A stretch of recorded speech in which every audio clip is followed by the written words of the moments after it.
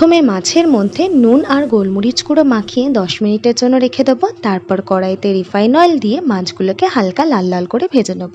তারপর ওই তেলের মধ্যে দিয়ে দেবো পেঁয়াজ, রসুন আর কাঁচা লঙ্কার পেস্ট, আর তার সাথে ফোড়নের মধ্যে দিলাম গোটা গরম মশলা, শুকনো লঙ্কা, তেজপাতা। তারপর ফোড়নটাকে একটু নাড়াচাড়া করে নিলাম। যখন দেখবো যে পেঁয়াজের কাঁচা গন্ধটা চলে গেছে, তখন টক দইয়ের মধ্যে চালমগজ আর কাজু বাদাম দিয়ে একসাথে পেস্ট করে দিয়ে দেবো।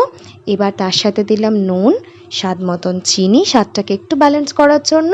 আর আমার একদম পুরো সাদা কালারটা রান্নাতে ভালো লাগে না, তার জন্য একটু সামান্য পরিমাণে কাশ্মীরি মির্চ ব্যবহার করেছি।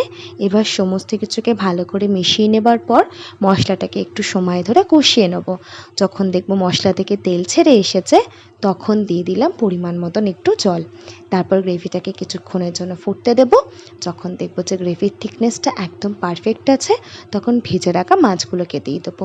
মাছটাকে দেওয়ার পর আরেকটুখানি ফুটিয়ে নেওয়ার পর লাস্টে নামানোর সময় দিয়ে দিলাম গরম মশলার গুঁড়ো, ফ্রেশ ক্রিম আর ঘি।